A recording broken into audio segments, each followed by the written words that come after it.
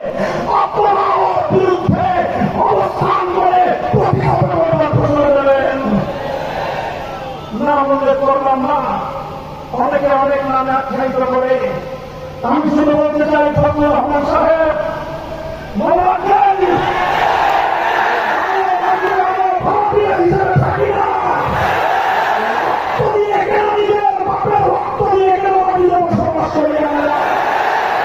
এখানে আমরা অনেক রক্ত দিয়ে 1905 সালে বঙ্গভঙ্গ করেছিলাম, অনেক রক্ত দিয়ে ব্রিটিশদেরকে বিতাড়িত করেছিলাম, অনেক রক্ত দিয়ে 71-এর মুক্তিযুদ্ধের মঞ্চ প্রস্তুত করেছিলাম, রক্ত দিয়েছি সরকার দপ্তরে, রক্ত দিয়েছি জুলাই বিপ্লবে।